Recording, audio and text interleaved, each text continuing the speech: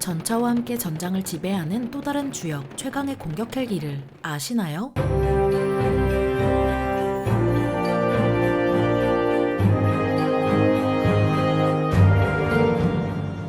안녕하세요. 지식 스토리입니다. 이번에는 강력한 화력으로 지상에 불을 내리는 최강의 공격 헬기에 대해 알아볼 텐데요. 보병, 차량, 장갑차, 전차, 건물 등 지상의 목표를 공격하기 위해 전투에 특화된 헬기인 공격 헬기는 베트남전이 그 시작입니다. 베트남전 당시 미군은 수송 헬기를 적극적으로 운용했지만 안 그래도 방어력이 약한 수송 헬기가 격전지를 오간 탓에 막대한 손실을 보고 말았습니다. 그래서 미군은 수송 헬기를 무장하는 게 아니라 아예 수송 헬기보다 1.5배는 빠르고 강력한 전투에 특화된 헬기가 필요하다는 결론을 내리고 개발했는데요. 거기에 소련의 기갑 웨이브를 막기 위한 수단으로 대전차 미사일을 장착한 공격 헬기가 안성맞춤이었죠. 그렇게 탄생한 공격 헬기는 걸프전, 이라크전, 아프간전 등에서 활약하면서 주목받아 공격 헬기 전성시대가 도래하지만 드론이나 휴대용 지대공 미사일 같은 위험 때문에 공격 헬기 무용론이 돌기 시작했습니다. 물론 드론이나 휴대용 지대공 미사일 하나가 공격 헬기 하나보다 훨씬 싸서 공격 헬기는 시대에 뒤떨어진 무기체계 같기도 하죠. 하지만 공격 헬기는 저공 침투에서 목표를 치고 빠지는 방식으로 운용하면 피해가 비교적 적다는 게 우크라이나전으로 드러난 만큼 아직 공격 헬기 무용론을 꺼내기는 이릅니다. 그래서 이번에는 세계에서 강하다 싶은 공격 헬기를 한자리에 모아봤는데요. 그 기준은 크게 체급과 성능으로 나눠보았습니다. 이탈리아의 아구스타가 설계하고 제조한 A129 망구스타는 유럽에서 설계하고 제조된 최초의 공격 헬기라는 영예로운 타이틀을 거머쥐었습니다. 1972년 이탈리아 육군은 정찰 및 대전차 임무를 수행할 헬기에 대한 요구사항을 써내려가기 시작했는데요. 그 이유는 바르샤바 조약기구로 대표되는 동유럽권의 군사력에 위기감이 들었기 때문이었습니다. 마찬가지의 이유로 서독이 참여하면서 이탈리아의 아구스타와 서독의 MBB가 공동으로 개발했지만 유럽이 그렇듯 개발 도중에 갈라서게 됩니다. 그래서 MBB와 갈라선 아구스타는 1978년에 망구스타가 될 설계를 시작했고 1983년 9월 11일 5기의 시제기 중 하나가 비행에 성공했는데 1986년 3월에 5번째 시제기가 비행에 나섰고 동시에 이탈리아 육군은 총 60기의 망구스타를 주문합니다. 1985년까지 망구스타는 미국의 AH-64 아파치와 비슷한 공격 헬기로 간주하였지만 2배 가까이 나는 체급 차이 때문에 비슷하다고 보기는 어렵습니다. 게다가 망구스타 초기형은 가장 큰 문제가 기관포가 없다는 것으로 공격 헬기로서는 치명적이었는데요. 그래서 걸프전으로 아파치가 대박나자 망구스타는 소일코 외양간 고치는 식으로 기관포를 장착하고 작전 능력을 높이는 등 개량을 거듭했습니다. 독일과 프랑스가 개발한 타이거는 어디 갔냐고요? 아주 높은 유지비, 낮은 가동률, 로켓 포드 오작동 등 문제점이 한둘이 아니라는 게 호주군에 의해 밝혀진 시점에서 답이 없는 공격 헬기를 최강의 반열에 올리기에는 많이 부족합니다. 이런 타이거와 달리 망구스타는 인트형과 CBT형을 거쳐 D형으로 업그레이드되었고 덕분에 현대전에서 꿀리지 않는 공격 헬기로 거듭날 수 있었습니다. 게다가 망구스타를 눈여겨본 튀르키예는 인트형을 기반으로 T129를 개발해서 잘만 쓰고 있죠. 비록 이탈리아군과 튀르키예군만 운용하는 공격 헬기지만 오히려 그 점이 망구스타를 더 돋보이게 하는 것 같네요.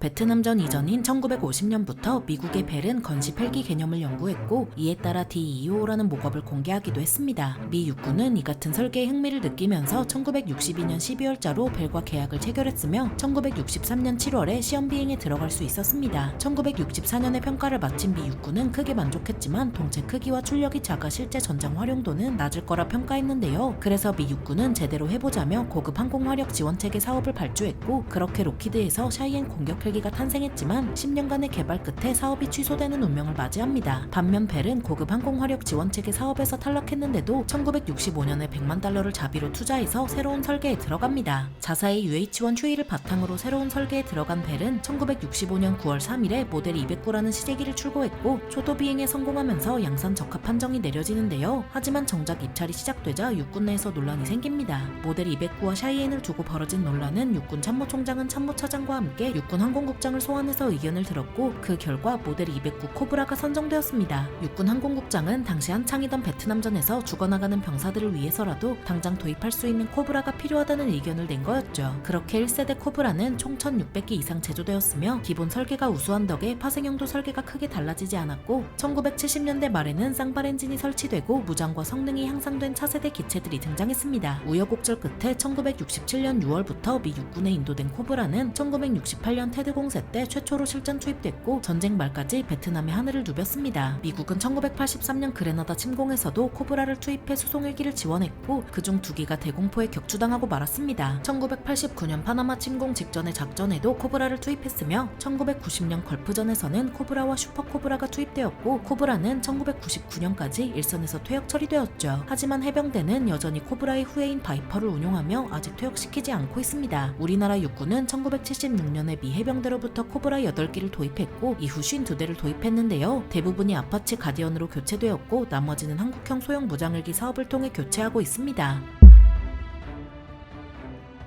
악어라는 뜻의 엘리게이터란 코드명을 지닌 카모프 52는 러시아의 차세대 공격 헬기로 카모프 50을 기반으로 개발되었습니다. 이런 카모프 52의 가장 큰 특징은 바로 세계 최강의 화력인데요. 카모프 52의 기본형에 장착되는 파라볼라형 레이더는 5에서 15km의 공대공 미사일, 전차, 전투기를 탐지할 수 있으며 헤르메스-A 공대지 미사일의 사거리는 12에서 15km이고 심지어 KH-35 대함미사일도 장착할 수 있습니다. 다만 카모프 52의 대전차 미사일은 동시유도가 최대 2발밖에 되지 않아서 순간 화력은 아파치보다 떨어집니다. 그래서 러시아 내수용에는 헤르메스-A를 장착할 수 있으며 해상용의 경우 KH-35를 위해 전투기에나 탑재되는 능동 위상 배열 레이더가 장착되죠. 이런 카모프 52의 첫 실전은 우크라이나전으로 2022년 3월까지 최소 4기가 격추되었는데 그중 1기는 호버링 중 대전차 미사일에 맞아 격추되었습니다. 2022년 한 해 동안 카모프 52는 무려 30기나 손실되었지만 2023년 6월 우크라이나 대공세에서는 다수의 차량과 장갑차를 격파하면서 활약했습니다. 다만 우크라이나군도 반격에 나서면서 2023년까지 카모프 52 48기가 손실되었다고 하는데요. 졸전으로 인해 공격 헬기 무용론이 나오게 된 주역이지만 그렇다고 격추당하기만 한 건 또 아니라 참 아이러니하다고 할 수 있습니다.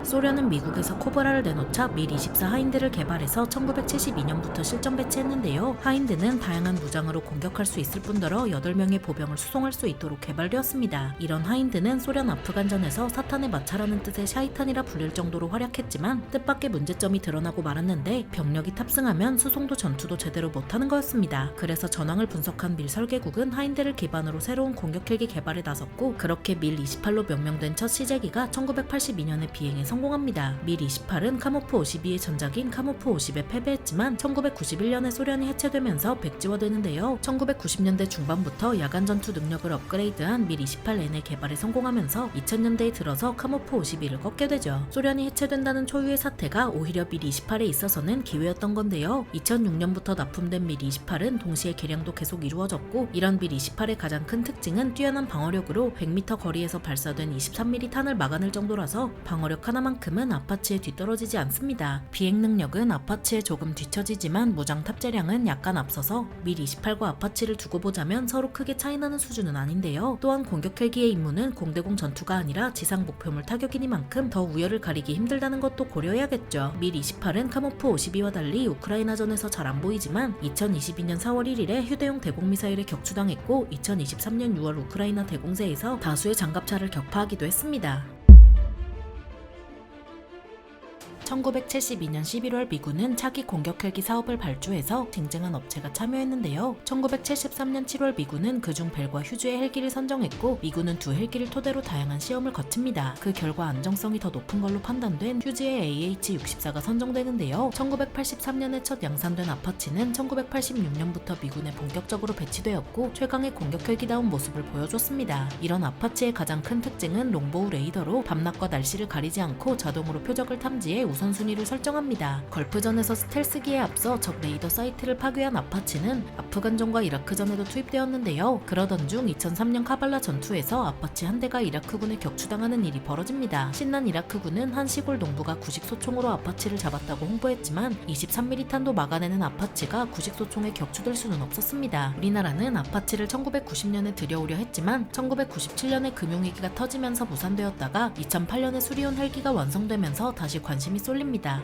벨의 바이퍼와 튀르키예의 T-129 등이 참여한 경쟁에서 국방부는 2013년 4월 최종적으로 보잉의 아파치 가디언을 우선 협상 대상자로 선정하는데요. 여기서 가격 문제가 발목을 잡았지만 미 육군이 비슷한 시기에 600기를 대량으로 도입하면서 가격이 하락한 덕에 도입할 수 있었습니다. 보잉은 2040년 납품을 목표로 AH-64F라는 차세대 아파치를 구상했지만 미 육군이 2020년까지 기존 아파치를 살 예정이라 밝히자 사업 추진 동력이 사라지고 맙니다. 그래서 앞으로 미래의 아파치를 대체하게 될 헬기는 헬기는 과연 어떤 업체의 어떤 헬기가 될지 지식 스토리와 함께 지켜보면 좋을 것 같습니다. 강력한 화력으로 지상에 불을 내리는 최강의 공격 헬기에 대해 알아봤는데요. 영상이 유익하셨다면 구독과 좋아요 부탁드립니다. 감사합니다. 지식 스토리였습니다.